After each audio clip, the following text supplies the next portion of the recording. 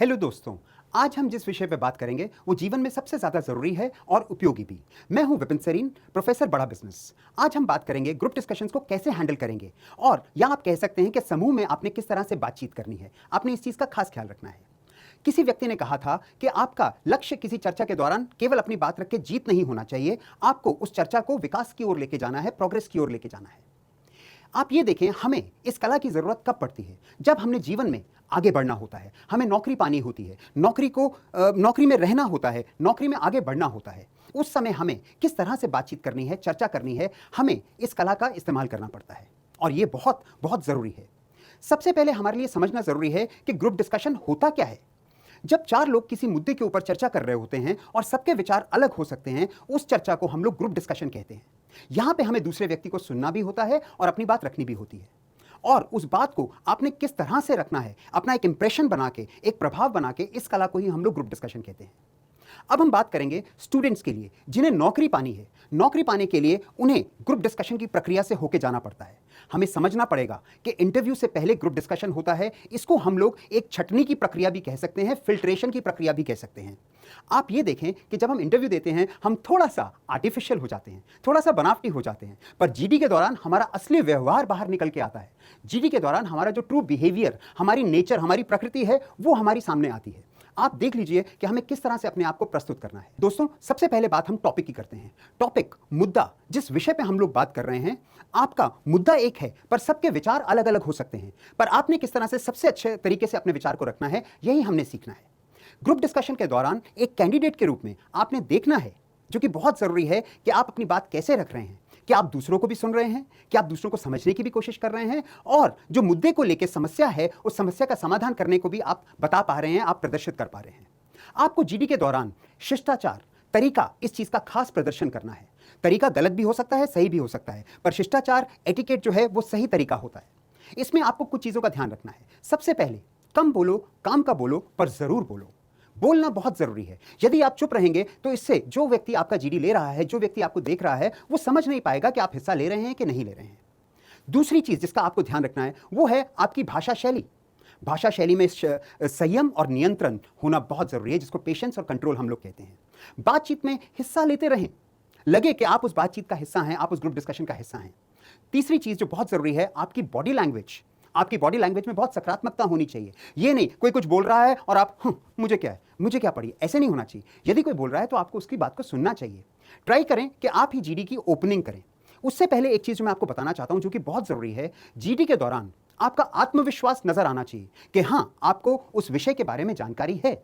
उस जीडी के दौरान ना आपने किसी से दबना है और ना ही आपने किसी को दबाना है। ना आप दबते हैं, ना आप दबाते हैं, आप अपनी राय रखते हैं। आपने इस चीज का खास ख्याल रखना है। दोस्तों, अब सबसे जरूरी चीज जिसके ऊपर हमने काम करना है, वो है प्रिपरेशन, तैयारी।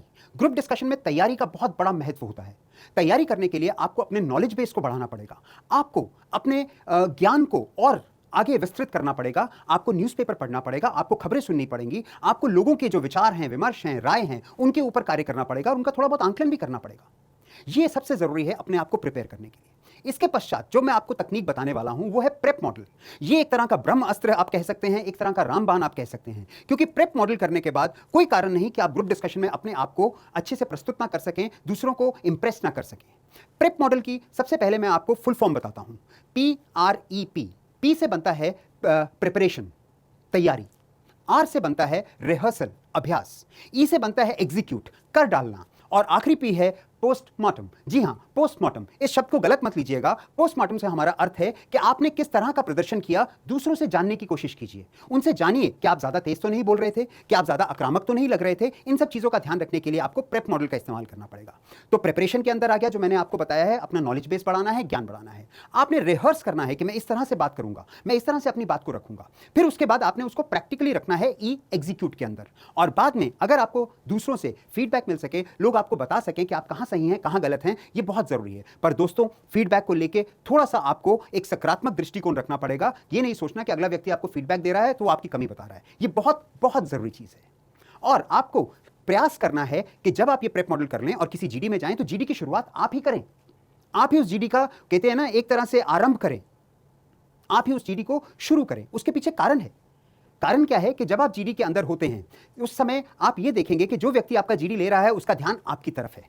आपकी तरफ आकर्षित होता है, और दूसरा उस समय पे डिस्टर्बेंस भी सबसे कम होती है। आपको इस चीज का ध्यान रखना है। और किस तरह से आपने इस जीडी को शुरू करना है आप ये देख लीजिए। आप देखिए, सबसे पहले तो आप जो आपका जीडी इवैल्यूएटर है, जो व्यक्ति आपका जीडी ले रहा है, आपने उसको टॉपिक देने के लिए धन्यवाद करना है। उसके पश्चात आप कोई छोटा किस्सा या कहानी आप रख सकते हैं, बता सकते हैं कि मैं आपको इस विषय में बताना चाहता हूं। आप चाहें तो तथ्यों और सूचना का भी सहारा ले सकते हैं। इसका लाभ मैंने जैसे आपको बताया कि आपको सबसे ज्यादा अटेंशन मिलेगी और आपको इसका बहुत बहुत लाभ होगा। दोस्तों, अब हम बात करेंगे कॉर्पोरेट जगत में जो लोग नौकरी कर रहे हैं या जो लोग अपना कार्य करते हैं, अपना व्यापार कर रहे हैं, एंटरप्रेन्योर हैं, उन लोगों के लिए किस तरह से ग्रुप डिस्कशन की यह कला लाभदायक हो सकती है। आपको देखना है कि आप इसका प्रयोग कब करते हैं, किसी से बातचीत करने के दौरान या हो सकता है मीटिंग के दौरान। तो आपने किन किन चीजों का ख्याल रखना है, यही अब हम आपको बताएंगे। आपको मीटिंग के दौरान बातचीत करनी है, इंटरैक्टिव होना है, उससे लगता है कि आप भी उस मीटिंग का हिस्सा हैं। आपने अपनी सलाह, अपनी राय रखनी है और जरूर बतानी है कि हमें ये करना चाहिए। आगे जाके हम क्या स्टेप्स ले सकते हैं, क्या बिंदु हैं, किन चरणों के ऊपर काम कर सकते हैं, वो भी आप बताएंगे। आपको एक चीज का खास ख्याल रखना है, जब भी आप मीटिंग में हो, क्या वहां पे आपके सीनियर्स भी हैं? तो आपने जब भी अपनी कोई बात रखनी है तो एक अच्छा शिष्टाचार यही होता है कि आप उनसे आज्ञा लें। सर, अगर आप मेरे को आज्ञा दें, अगर आप मेरे को अलाउ करें, तो क्या मैं ये कह सकता हूं, क्या मैं अपनी बात रख सकता हूं? ये एक बहुत अच्छी चीज मानी जाती है। इसके अलावा आप बिना झिझक के, विदाउट एनी हेजिटेशन, आप बिना झिझक के अपनी बात रखें। ये एक बहुत बड़ी कला होती है।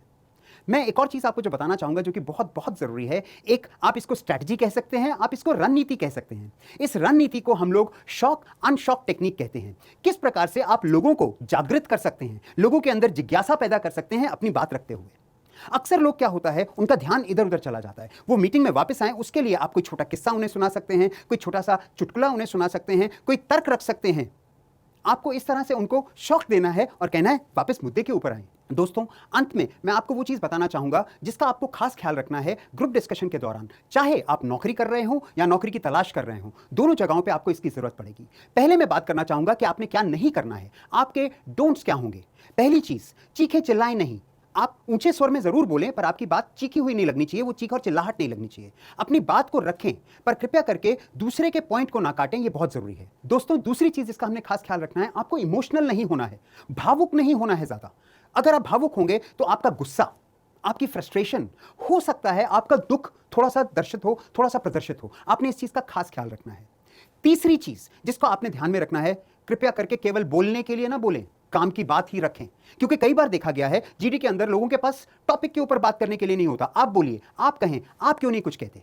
तो इस चीज का आपने खास ख्याल रखना है। तो जो भी आप बोलेंगे वो आपके विषय से रिलेटेड होना चाहिए और उसके पीछे कोई तर्क होना चाहिए। चौथी चीज जिसका हमने खास ख्याल रखना है, दिखावा नहीं करना है, दूसरों को नीचा नहीं दिखाना है। ये सबसे बुरी चीज होती है। आपको जैसे हैं नॉर्मल रहना है, दूसरों का भी सम्मान करना है और अपना भी ध्यान रखना है। अब आप देखिए आपको क्या करना है। जो मैंने पहले बताया वो था जो आपने नहीं करना, अब आपको क्या करना है। विनम्रता, पोलाइटनेस। किसी ने कहा है be polite but be firm. विनम्र रहें पर रहें दृढ़, और ग्रुप डिस्कशन में इसकी सबसे ज्यादा जरूरत पड़ती है। विनम्र रहें और रहें दृढ़। दूसरा, आपने जब भी किसी की बात को सुनना है, बहुत ध्यानपूर्वक सुनना है। ऐसा नहीं कि आप इधर उधर देख रहे हैं, उसकी बात को ध्यान से नहीं सुन रहे हैं। तीसरा, दूसरों के योगदान की तारीफ करनी है, प्रशंसा करनी है। आई कांटेक्ट हर एक से बनाकर रखना है, ये बहुत जरूरी चीज है। जब हम कहते हैं आई कांटेक्ट, हर एक को लगना चाहिए कि आप उनकी तरफ ध्यान दे रहे हैं, ये नहीं कि किसी की तरफ ध्यान नहीं दे रहे हैं। ये आपके लिए बहुत जरूरी है। आपको दूसरों के आइडियाज को लेके एक, जिसे कहते हैं ओपननेस होनी चाहिए। एक खुली खिड़की बहुत जरूरी है। नहीं, ये आइडिया तो सही हो ही नहीं सकता, ये तो गलत है, ये गलत होगा। आपको औपचारिक रूप से तैयार होना है, ये बहुत जरूरी है। फॉर्मली ड्रेसअप हों। हो सकता है आप जिस ग्रुप डिस्कशन के लिए जा रहे हैं वो आपकी जॉब के लिए हो, तो आप किस तरह से तैयार होकर जाएंगे, फॉर्मली। और हो सकता है आप क्लाइंट मीटिंग के लिए जा रहे हो, वहां भी आपको इस चीज का खास ख्याल रखना है। तो तैयार औपचारिक रूप से होकर जाना है, फॉर्मली होकर जाना है। सातवीं चीज जिसका आपने ध्यान रखना है, या अगली चीज जिसका आपने ध्यान रखना है, वो है शब्दों का चयन। कौन से शब्द आप चूज कर रहे हैं, इस चीज का बहुत ध्यान रखिए, क्योंकि शब्द का वार जो होता है उससे अधिक बुरी चीज कोई नहीं होती। तो शब्दों का चयन ऐसा होना चाहिए जिसके अंदर विनम्रता नजर आए। उदाहरण के तौर पर, मैं सहमत हूं या मैं सहमत नहीं हूं, मैं आपका धन्यवाद करता हूं, क्षमा चाहता हूं, आपने इस तरह के शब्दों का प्रयोग करना है अपने जीडी के दौरान। दोस्तों, मेरा आखिरी पॉइंट जो है वो आपको जिस चीज का ध्यान रखना है वो है कि पिछली बार का जीडी कैसा हुआ, पिछली बार की मीटिंग कैसी हुई, उसको आपने ध्यान में नहीं रखना है और आप एक नई शुरुआत करें।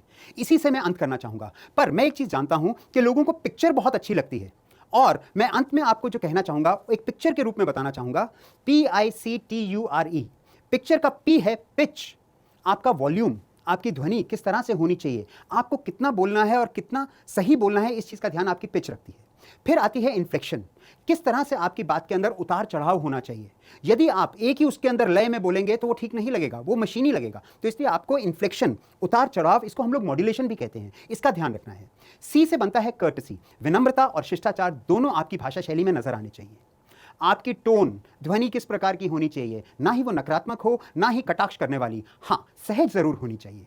उसके बाद जिस चीज का आपने ध्यान रखना है पिक्चर का यू, अंडरस्टैंडेबिलिटी, समझ, खुद को भी समझें दूसरे को भी समझें, ये बहुत जरूरी है।